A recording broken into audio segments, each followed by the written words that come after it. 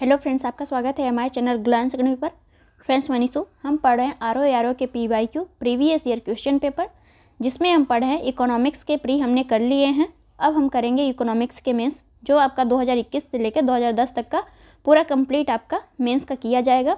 आइए स्टार्ट करते हैं। पहला क्वेश्चन क्या है आपका, तो हमें ये क्रम से लगाना था कि क्षेत्रीय ग्रामीण बैंक की स्थापना कब की गई। तो 1975 में जो है आपका क्षेत्रीय ग्रामीण बैंक की स्थापना की गई। नाबार्ड की स्थापना आपका 1982 में की जाती है। स्वयं सहायता समूह का बैंक लिंकेज कार्यक्रम जो है ये 1992-93 में आता है। किसान क्रेडिट कार्ड योजना 1998 में आता है। तो आपको मोस्टली याद होना चाहिए कि किसान क्रेडिट कार्ड योजना कब आई, तो 1998 में। और नाबार्ड की स्थापना कब हुई, तो 1982 में। क्षेत्रीय ग्रामीण बैंक की स्थापना कब हुई, तो 1975 में। ये तीनों ही मोस्ट इम्पॉर्टेंट हैं। अगला हम देखते हैं, सेकेंड है हमारा, भारत सरकार ने protection of plant varieties and farmers right अधिनियम किस वर्ष पारित किया। तो 2001 में जो है आपका protection of plant varieties and farmers right अधिनियम जो है पारित किया गया 2001 में। इसमें देखते हैं, इससे पौधों की किस्म, कृषकों और पौधों के संवर्धकों के अधिकारों का संरक्षण की बात की गई है इस अधिनियम में। ये कब पारित हुआ था, 2001 में पारित हुआ था। अगला हम देखेंगे क्वेश्चन नंबर 3 को, भारतीय लघु उद्योग विकास बैंक, जिसे हम क्या कहते हैं, सिडबी। इसका प्रचलित नाम सिडबी है, लेकिन इसका फुल नेम क्या है आपका, तो भारतीय लघु उद्योग विकास बैंक का मुख्यालय किस स्थान पर है। तो इसका मुख्यालय जो है आपका लखनऊ में है। यूपी के प्रोस्पेक्टिव से बहुत ही इंपॉर्टेंट है। तो सिडबी की स्थापना कब की गई है, तो 2 अप्रैल 1990 को जो है सिडबी की स्थापना की गई है। यह संस्था MSME क्षेत्र की वित्तीय सहायता करती है। कौन, सिडबी आपका। अगला हम देखते हैं, सुगमता सूचकांक के बारे में कुछ बातें हैं, देखते हैं सुगमता सूचकांक को। यह सार्वजनिक क्षेत्र के बैंकों के प्रदर्शन को आकलित करने का तरीका है। तो सार्वजनिक क्षेत्र के जो बैंक है उनका प्रदर्शन किससे नापा जाता है, तो यह आपका सुगमता सूचकांक से। यह सूचकांक केंद्रीय वित्त एवं कारपोरेट मंत्री द्वारा जारी किया जाता है। तो ये सूचकांक कौन जारी करता है, केंद्रीय वित्त एवं कारपोरेट मंत्री जारी करता है। 190 देशों में भारत का स्थान कितना है, तो 63 है। लेटेस्ट रिपोर्ट आप देख लीजिएगा कि सुगमता सूचकांक 2023 का क्या आकलन रहा है या क्या भारत का स्थान आया है, ये जरूर देख लीजिएगा। ये आपका पिछले ईयर का है 63, तो ध्यान से आप एक बार इसे देख लीजिएगा, अपडेट हुआ होगा तो। अगला हम देखेंगे वाणिज्य के संदर्भ में कुछ स्टेटमेंट दिए हुए हैं, देखते हैं। यह व्यवसाय का क्षेत्र है। यह किसका मतलब वाणिज्य कैसे संबंधित है, यह व्यवसाय से संबंधित है, जो विनिमय की सुविधा के लिए सभी बाधाओं को दूर करने में सहायता करता है। तो जो इसका विनिमय की सुविधा के लिए जो है बाधाओं को दूर करने में सहायता करता है। यह उपभोक्ताओं तक उत्पादों को वितरित करने के कारकों से संबंधित है। तो यह जो उपभोक्ता तक अपने उत्पादों को पहुंचाने का काम किसके तहत किया जाता है, तो वाणिज्य के तहत किया जाता है। अगला हम देखते हैं कि वाणिज्य के अंतर्गत किसी आर्थिक महत्व की वस्तु जैसे सामान, सेवा, सूचना या धन का 2 या 2 से अधिक व्यक्ति या संस्थाओं के बीच सौदा किया जाता है। तो वाणिज्य में जो है आपका 2 या 2 से अधिक व्यक्तियों के बीच में आपका सहमति या सौदा किया जाता है। अगला देखते हैं, क्वेश्चन नंबर 3 है हमारा, संयुक्त राष्ट्र की महासभा ने वर्ष 2023 को किससे अंतर्राष्ट्रीय वर्ष के रूप में घोषित किया है। तो ये जो है मोटे अनाज वाली फसलों को जो है 2023 में अंतर्राष्ट्रीय वर्ष के रूप में घोषित किया है। मोटे अनाज में कौन कौन से आते हैं, तो ये आपका बाजरा आता है, ज्वार आता है, जौ या कोदो जिसको कहते हैं, ये भी इसी में आता है मोटे अनाज में। मोटे अनाज से एक आपका योजना चल रही है, प्रधानमंत्री अन्न योजना, उसे भी ध्यान से पढ़ लीजिएगा। अगला हम देखेंगे, क्वेश्चन नंबर 7 है व्यापार के बारे में। यह मांग और आपूर्ति दोनों का प्रतिनिधित्व करता है। कौन, व्यापार। यह मांग और आपूर्ति दोनों पक्ष से संबंधित है। वस्तुओं के क्रय विक्रय से आपका व्यापार होता है। तो व्यापार किससे होता है, वस्तुओं का क्रय करिए या विक्रय करिए, वो किसके तहत आता है, व्यापार के तहत ही आता है। अगला हम देखेंगे क्वेश्चन नंबर 8 को, उद्यमिता को बढ़ावा देने हेतु योजना स्टैंड अप इंडिया संबंधित है। यह किससे संबंधित है, तो ये महिला, SC और ST से संबंधित है आपका स्टैंड अप इंडिया योजना। और इसमें क्या होता है, आप उद्योग क्षेत्र में बढ़ावा देंगे, किसको, महिला को देंगे, SC ST को देंगे। स्टैंड अप इंडिया योजना कब प्रारंभ की गई है, तो ये आपका 2016 में प्रारंभ की गई थी। ग्रीनफील्ड परियोजना की स्थापना के लिए ऋण की सुविधा देता है। यह उद्यम विनिर्माण, सेवा या व्यापार से संबंधित है। तो यह जो आपका स्टैंड अप इंडिया योजना है, इसमें क्या होता है, आपका सेवा या व्यापार से यह संबंधित है। अगला हम देखते हैं क्वेश्चन नंबर 9, सार्वजनिक क्षेत्र के बैंकों एवं वित्तीय संस्थाओं हेतु केंद्रीय बजट 2020-21 में विनिवेश का लक्ष्य है। कितना लक्ष्य रखा गया है, तो 2.10 लाख करोड़ जो है आपका लक्ष्य रखा गया है। ये लेटेस्ट एक आंकड़ा है आपका 2020-21 के विनिवेश का लक्ष्य कितना रखा गया है, तो 2.10 लाख करोड़ रखा गया है।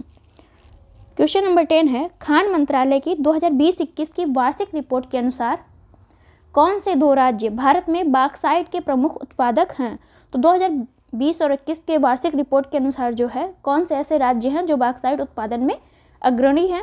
तो ये आपका उड़ीसा और गुजरात दोनों ही बॉक्साइट उत्पादन में अग्रणी हैं। उड़ीसा के जो है कालाहांडी से आपका बॉक्साइट का उत्पादन किया जाता है, और कहाँ से, कोरापुट जिला जो है उड़ीसा में, कालाहांडी प्लस आपका कोरापुट दोनों से जो है आपका बॉक्साइट का उत्पादन किया जाता है। एल्यूमिनियम का ऑक्साइड क्या है, तो बॉक्साइट जो है आपका एल्यूमिनियम का ऑक्साइड है। बॉक्साइट कैसे होता है, तो ये सफ़ेद, गुलाबी और लाल कलर का होता है। क्वेश्चन नंबर 10 को देखते हैं, ऊर्जा क्षेत्र पर ब्याज भुगतान भार कम करने हेतु भारत सरकार ने कौन सी योजना प्रारंभ की। तो उदय योजना को जो है किसने प्रारंभ किया है, तो केंद्र सरकार ने प्रारंभ किया है। किस लिए प्रारंभ किया है, तो ये ऊर्जा क्षेत्र के भार को कम करने के लिए प्रारंभ किया है। विद्युत मंत्रालय द्वारा उदय योजना को जारी किया गया है। इसका उद्देश्य क्या है, तो विद्युत वितरण कंपनियों की वित्तीय स्थिति में सुधार, पुनरुद्धार हेतु किया गया है। जो वित्तीय स्थिति में कंपनियों को वित्त की सहायता प्रोवाइड करवा के उसमें सुधार करेंगे, और जो ठप पड़ी हुई हैं, बंद पड़ गई हैं, उनमें जो है वित्तीय सहायता प्रोवाइड करवा के उनका पुनरुद्धार किया जाएगा। अगला हम देखते हैं क्वेश्चन नंबर हमारा 11 है, भारत सरकार के कृषि सहयोग एवं किसान कल्याण विभाग की वार्षिक रिपोर्ट 2020-21 के अनुसार भारत विश्व में किन फलों का सबसे बड़ा उत्पादक है। तो 2020-21 की रिपोर्ट के अनुसार भारत जो है विश्व में किन फलों का सबसे बड़ा उत्पादक है, तो आम और पपीता का जो है भारत सबसे बड़ा उत्पादक है। पपीता में दुनिया में फर्स्ट पर कौन है, तो भारत है। सेकंड पे आपका ब्राज़ील है, थर्ड पे आपका मैक्सिको है। अब आम के बारे में ज़रा आप इम्पॉर्टेंट डेटा रहेगा, ध्यान दीजिएगा कि भारत जो है इस टाइम आम पे किस नंबर पे आता है। 2023 के आंकड़ों के अनुसार अगर आ जाता है तो, नहीं आता है तो आपका आम और पपीता दोनों ही फर्स्ट हैं। अगला हम देखेंगे 2017 का मेंस, लाभ मात्रा अनुपात में सुधार किसके द्वारा किया जाता है। तो लाभ मात्रा में अनुपात में सुधार बिक्री कीमत में वृद्धि करके किया जाता है, प्लस बिक्री मिश्रण को जो है बदलने के तहत किया जाता है, और परिवर्तनशील लागत को कम करना। इन सभी के तहत हम किसका सुधार करते हैं, तो लाभ मात्रा अनुपात में सुधार करते हैं। ये 3 तरीके हैं, जिसमें से एक तरीका और दिया हुआ था, उसका आपका इससे कोई संबंध नहीं था। अगला हम देखते हैं क्वेश्चन नंबर 2 है, किसको गरीबी का सामाजिक सूचक नहीं समझा जाता है। तो परिवहन के साधनों की कम संख्या को जो है गरीबी का सूचक नहीं समझा जाता है, गरीबी का सामाजिक सूचक नहीं समझा जाता है। और किसको गरीबी का सामाजिक सूचक समझा जाता है, तो देखते हैं निरक्षरता स्तर आपका, स्वास्थ्य देखभाल तक पहुंच की कमी, रोजगार के अवसर की गरीबी का सूचक है। ये सब किसकी सूचक है, तो गरीबी का सामाजिक सूचक है। निरक्षरता स्तर की कमी हो जाए आपका, स्वास्थ्य देखभाल तक पहुंच ना हो, रोजगार के अवसर की कमी हो, तो ये सभी किससे संबंधित है, गरीबी का सामाजिक सूचक हैं ये सभी। अगला हम देखते हैं क्वेश्चन नंबर 3, परिवहन, संचार, वाणिज्य किसके अंतर्गत आते हैं। तो तृतीय क्षेत्र के अंतर्गत आपके कौन कौन से आते हैं, परिवहन, संचार, वाणिज्य, ये सभी आते हैं। आपके फर्स्ट और सेकंड क्षेत्र में कौन से आते हैं, ये आप जरूर बताइएगा कि फर्स्ट के अंतर्गत कौन आता है, प्राथमिक क्षेत्र के अंतर्गत कौन आता है, द्वितीय क्षेत्र के अंतर्गत कौन से आपके आते हैं, जरूर बताइए कमेंट बॉक्स में, ताकि आपको याद रहे। अगला हम देखेंगे क्वेश्चन नंबर 4 को, आयात कर है। कौन सा एक आयात कर था, तो व्यापार की मात्रा को कौन घटाता है, आयात कर आपका। अगला हम देखेंगे भारतीय रुपये को चालू खाते में पूर्ण परिवर्तनीयता बनाया गया, कब पूर्ण परिवर्तनीय बनाया गया था, ये 1994 में जो है पूर्ण परिवर्तनीय बनाया गया था। ये किस खाते में बनाया गया, तो चालू खाते में पूर्ण परिवर्तनीय बनाया गया, जबकि ये भी पूंजी खाते में आंशिक परिवर्तनीयता लागू है। तो ध्यान दीजिएगा, इम्पॉर्टेंट है आपका। परिवर्तनीयता का तात्पर्य मुद्रा की सीमा पर पार आवाजाही पर किसी तरह का प्रतिबंध नहीं होना। तो ये जो है आपका परिवर्तनीयता का तात्पर्य है। अगला हम देखते हैं जीएसटी किस तरह का कर है। तो जीएसटी आपका अप्रत्यक्ष कर है। यह कब लागू किया गया था? तो 1 जुलाई 2017 से ये शुरू किया गया था। 17 करों को मिलाकर एक कर लाया गया। किसके तहत? तो जीएसटी के तहत।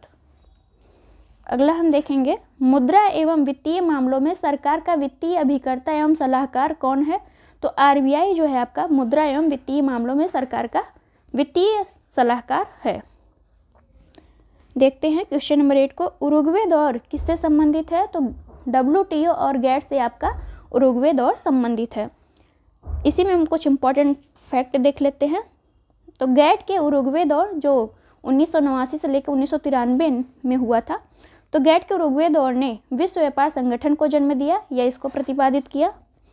1948 में स्थापित गैट का स्थान किसने लिया? तो 1 जनवरी 1995 में WTO ने ले लिया। कब लिया था? तो 1 जनवरी 1995 से WTO की जो है उद्भव हुआ। और आपका गैट कब प्रारंभ हुआ था? तो 1948 में जो है गैट प्रारंभ हुआ था। तो WTO का हेडक्वार्टर कहाँ है? तो ये जिनेवा में है। WTO में टोटल सदस्य कितने हैं? तो 164 सदस्य हैं। WTO आपका UN का भाग नहीं है, यूनाइटेड नेशन का पार्ट नहीं है। कौन है? WTO आपका यूनाइटेड नेशन का पार्ट नहीं है। अगला हम क्वेश्चन देखेंगे क्वेश्चन नंबर 9। शुद्ध निर्यात बराबर होता है कितना होता है? तो निर्यात माइनस आयात बराबर क्या कहा जाता है? तो शुद्ध निर्यात नेट इंपोर्ट हो जाएगा आपका। तो शुद्ध निर्यात बराबर होता है निर्यात माइनस आयात। यह धनात्मक और ऋणात्मक दोनों हो सकता है। निर्यात कैसा हो सकता है? धनात्मक और ऋणात्मक दोनों हो सकता है। अब हम देखेंगे 2016 का मेंस का री एग्जाम। भारतीय अर्थव्यवस्था है। भारतीय अर्थव्यवस्था जो आपकी मिश्रित अर्थव्यवस्था है, इसमें निजी और सार्वजनिक दोनों क्षेत्र का योगदान होता है, इसीलिए इसे मिश्रित अर्थव्यवस्था कहा जाता है। अगला हम देखेंगे क्वेश्चन नंबर 2। कौन सा समायोजित सकल आय की परिभाषा के अंतर्गत आता है? तो सकल समायोजित आय की परिभाषा के अंतर्गत कौन कौन से आते हैं? तो ब्याज आय, लाभांश या जिसे हम डिविडेंड कहते हैं, विदेशी मुद्रा लाभ, ये जिसे हम क्या कहते हैं? फॉरेक्स गेन, ये सभी आपका सकल आय की परिभाषा के अंतर्गत आते हैं। भारतीय लघु उद्योग विकास बैंक, जिसे हम क्या कहते हैं? सिडबी, का मुख्यालय कहाँ है? तो ये आपका लखनऊ में स्थित है। इसका मुख्यालय कब स्थापित हुआ था? तो 1990 में स्थापित किया गया था। अब हम देखेंगे मौद्रिक नीति के बारे में। तो मौद्रिक नीति है प्रभावी मांग को नियंत्रित करने हेतु प्रत्यक्ष उपाय है। तो मौद्रिक नीति आपका प्रत्यक्ष उपाय है। किसको नियंत्रित करने के लिए? तो इन्फ्लेशन को जो है नियंत्रित करने के लिए मौद्रिक नीति को लाया जाता है। या किसके द्वारा लाई या बनाई जाती है? तो ये आरबीआई द्वारा जो है बनाई और जारी की जाती है का मौद्रिक नीति को, जिसे मॉनेटरी पॉलिसी भी कहते हैं। अगला है हमारा क्वेश्चन नंबर 5। मुद्रास्फीति अर्थव्यवस्था के किस वर्ग हेतु लाभकारी है? तो मुद्रास्फीति किससे संबंधित है या किस वर्ग के लिए लाभकारी होती है? तो ये आपका लेनदार क्रेडिटर्स के लिए जो है ये लाभकारी होती है। जब आपका इन्फ्लेशन बहुत अधिक होता है तो ये किसके लिए लाभकारी हो जाती है? तो क्रेडिटर्स या लेनदार के लिए लाभकारी हो जाती है। देखते हैं हम इसके बारे में थोड़ा सा। मुद्रास्फीति अर्थव्यवस्था की वह स्थिति है जिसमें मुद्रा का मूल्य गिर जाता है। ऐसी स्थिति में ऋणदाता को जो है घाटा होता है, जबकि ऋण प्राप्तकर्ता को या लेनदार को फायदा होता है। तो जब आपका मुद्रास्फीति काफ़ी अधिक होती है तो यह लाभ किसको देती है? तो जो लोन लेता है उसको लाभ मिलता है, जबकि देने वाला बैंक जो होता है वो उस घाटे में होता है। तो ये आपका अच्छा है, जब इन्फ्लेशन अधिक हो तो आप लोग ऋण ले सकते हैं। अगला हम देखते हैं अंतर्राष्ट्रीय मुद्रा कोष, जिसे हम IMF भी कहते हैं। तो अंतर्राष्ट्रीय मुद्रा कोष के ऋणों को उपयोग किस उद्देश्य के लिए किया जाता है? तो अंतर्राष्ट्रीय मुद्रा कोष के ऋणों का उपयोग किस उद्देश्य के लिए किया जाता है? तो भुगतान संतुलन में अस्थायी कमी को पूरा करने के लिए जो है IMF के ऋणों का उपयोग किया जाता है। IMF की स्थापना कब हुई थी? तो 1945 में जो है IMF की स्थापना की गई थी। अब हम देखेंगे 2014 का मेंस। किसानों के लिए किसान क्रेडिट कार्ड योजना लाई गई थी। कब लाई गई थी? तो 1998-99 में जो है ये लाई गई थी, लेकिन शुरू कब हुआ था? तो 1998 में शुरू हो गया था। किसान क्रेडिट कार्ड योजना कैसी है? ये सिंगल विंडो के अंतर्गत व्यापक ऋण आवश्यकताओं के लिए समय पर पर्याप्त ऋण उपलब्ध कराना इसका उद्देश्य होता है। किसका? किसान क्रेडिट कार्ड योजना का। अब हम देखते हैं क्वेश्चन नंबर 2 को। कौन सी 2 दाल वाली तिलहनी फसल है? तो मूंगफली आपका 2 दाल वाली तिलहनी फसल होती है। पील या पीली क्रांति संबंधित है? तो तिलहन उत्पादन से आपका पीली क्रांति संबंधित है। राष्ट्रीय केला अनुसंधान केंद्र कहाँ स्थित है? तो त्रिची, जिसे हम क्या कहते हैं, तमिलनाडु में आपका राष्ट्रीय केला अनुसंधान संस्थान स्थित है। क्वेश्चन नंबर 5 है, कृषि क्षेत्र का शीर्ष बैंक है। कृषि क्षेत्र का शीर्ष बैंक आपका नाबार्ड है, जिसकी स्थापना 12 जुलाई 1982 को की गई थी। तो मोस्ट इंपॉर्टेंट है कि कृषि क्षेत्र में सबसे ज़्यादा ऋण मतलब ऋण प्रोवाइड करने के लिए कौन सी संस्था है आपकी? तो नाबार्ड है। अगला हम देखेंगे, भारतीय पेमेंट कानून लागू हुआ। तो भारतीय पेमेंट कानून 1972 में लागू हुआ। WTO के बौद्धिक संपदा अधिकार, जिसे हम ट्रिप्स कहते हैं, समझौते के अनुपालन हेतु 1970 का पेमेंट अधिनियम भारत 20 अप्रैल 1972 को लागू करता है। तो ये इंपॉर्टेंट है आपका कि भारतीय पेमेंट कानून कब लागू हुआ? 1972 में। ये जो है आपका ट्रिप्स समझौते के तहत अधिनियम लाया गया था, पेमेंट अधिनियम भारत, तो ये 1972 में उसके बाद लागू होता है। अब हम देखेंगे क्वेश्चन नंबर 7 को, भारत में विशेष आर्थिक क्षेत्र से, जिसे हम कहते हैं विशेष आर्थिक क्षेत्र नीति घोषित की गई है। अप्रैल 2000 में जो है आपका से संबंधित नीति घोषित की गई थी। किसी देश विशेष के भीतर एक ऐसे भौगोलिक क्षेत्र का प्रतिनिधित्व करता है जिन्हें आयात, निर्यात, उत्पाद शुल्क आदि के संबंध में कुछ विशिष्ट सुविधाएं तथा रियायतें हैं जो गैर सेज क्षेत्र को अनुमय नहीं है। तो ये जो है आपका सेज संबंधित है किससे? इसमें क्या होता है, आयात, निर्यात, उत्पाद शुल्क में कुछ विशेष रियायत इसमें दी जाती है सेज नीति के तहत। ये कब लाई गई थी? तो 2000 अप्रैल 2000 में इसे लाई गई थी सेज संबंधित नीति। अगला हम देखते हैं, तो WTO स्थित है, कहाँ स्थित है? ये जिनेवा में स्थित है। 1 जनवरी 1995 में इसकी स्थापना की गई थी। अब हम देखेंगे 2013 का मेंस, इसमें स्टेटमेंट वाइज दिया हुआ था, शहरी गरीबी की जड़ ग्रामीण क्षेत्रों में होती है। ये बात सही है। ग्रामीण क्षेत्रों में शिक्षा का स्तर निम्न होता है, ये बात भी आपका सही है। अगला हम देखेंगे, भारत में गरीबी का स्तर निर्धारित होता है। किससे किससे हम गरीबी का स्तर निर्धारित करते हैं? तो घरेलू उपभोक्ता के व्यय के आधार पर हम जो है गरीबी का स्तर निर्धारित करते हैं।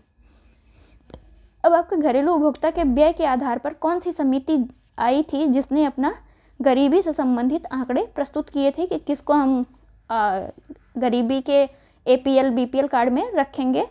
तो ये आप बताइएगा कमेंट बॉक्स में। अगला हम देखेंगे क्वेश्चन नंबर 3, वाटर जिसे हम क्या कहते हैं, water prevention and control of pollution cess act लागू किया गया 1977 में। तो water prevention and control of pollution cess act कब लागू किया? 1977 में लागू किया गया। इसकी विशेषता क्या है? तो जल प्रदूषण का निवारण एवं नियंत्रण करना इस अधिनियम की मुख्य विशेषता है। जल की गुणवत्ता को बनाए रखना, केंद्रीय और राज्य बोर्डों का गठन करना जल के निवारण एवं नियंत्रण के लिए। तो ये जो था इस अधिनियम के तहत कुछ मेन इंपॉर्टेंट बातें थी जो आपको याद होनी चाहिए। अगला हम देखेंगे, मूंगफली मुख्य फसल है। किसकी फसल है मूंगफली? तो गैम्बिया की जो है मुख्य फसल है। देश में एग्रो इकोलॉजिकल क्षेत्र है, कितने हैं? तो देश में जो है टोटल 20 क्षेत्र एग्रो इकोलॉजिकल क्षेत्र हैं। कौन संवैधानिक निकाय है? तो आपका वित्त आयोग, लोक सेवा आयोग, चुनाव आयोग जो है आपका संवैधानिक निकाय है, जबकि कोई ऐसा एक और आयोग दिया होगा वो संवैधानिक नहीं होगा, जैसे नीति आयोग, योजना आयोग, ये सभी संवैधानिक आयोग नहीं हैं। अगला हम देखेंगे 2010 का मेंस का री एग्जाम। तो वैश्वीकरण के बारे में जरा देखते हैं। इसने भारतीय उद्योगपतियों को विदेशी निवेश प्राप्त करने के लिए उत्साहित किया है। किसने? वैश्वीकरण ने, ग्लोबलाइजेशन ने। इसने शिखर के उद्योगपतियों का विदेश में बड़े प्रतिष्ठानों को खरीदने के लिए अभिप्रेरित किया है। इसने विदेशी कंपनियों को भारतीय कंपनियों को खरीदने के लिए लालायित किया है। अगला हम देखेंगे, इसने भारत में छोटे उद्यमियों के अस्तित्व पर खतरा भी उत्पन्न किया है। किसने? वैश्वीकरण ने। तो ये कुछ इंपॉर्टेंट बातें थी वैश्वीकरण के बारे में। अगला हम देखेंगे, कौन सा कार्यक्रम ग्रामीण भारत में गरीबी दूर करने हेतु लाया गया है? तो गरीबी दूर करने हेतु आपका जो कार्यक्रम लाए गए हैं वो कौन कौन से हैं? तो ये है आपका IRDP, ट्राइसेम, NREP, इन सभी से जो है गरीबी को दूर करने के लिए ये कार्यक्रम लाए गए थे। देखते हैं IRDP जो है 1978 में स्टार्ट की गई थी। ट्राइसेम आपका 1979 में, और 1980 में आपका NREP मतलब कार्यक्रम लाए गए थे। किससे संबंधित है ये सभी? तो ये सभी आपका गरीबी दूर करने के लिए लाए गए थे या इनसे संबंधित है।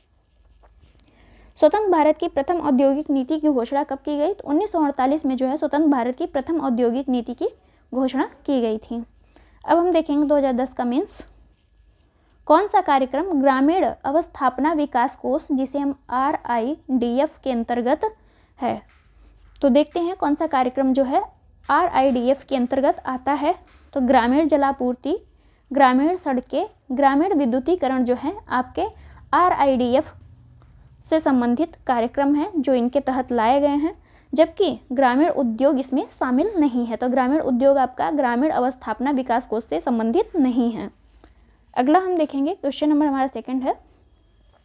एक तरफ आपका दिया हुआ है आर्थिक विकास और दूसरी तरफ हमें कौन सा संरचना किस अंतर्गत आई थी ये देखना है। तो आर्थिक विकास किससे संबंधित है? तो संरचनात्मक परिवर्तन से आपका आर्थिक विकास संबंधित है। आर्थिक वृद्धि आपका सकल घरेलू उत्पाद से संबंधित है। संपोषित विकास किससे संबंधित है? तो ये पर्यावरण से संबंधित है। जीवन की गुणवत्ता किससे संबंधित है? स्वास्थ्य से संबंधित है। क्वेश्चन नंबर थर्ड है, भारत में गरीबी रेखा के निर्धारण का आधार क्या है? तो उपभोग का आंकड़ा जो है आपका गरीबी रेखा के निर्धारण का आधार है। सुरेश तेंदुलकर की अध्यक्षता वाली समिति ने निर्धनता रेखा का निर्धारण कैसे किया? तो उपभोग व्यय के आधार पर जो है उन्होंने निर्धारण किया था। किसका निर्धारण किया था? तो गरीबी रेखा से नीचे वाले जो हैं उनके लिए उपभोग व्यय के आधार पर उन्होंने निर्धारण किया है। तो ये ध्यान देने वाली बात है। कौन सी समिति ने किया था? सुरेश तेंदुलकर।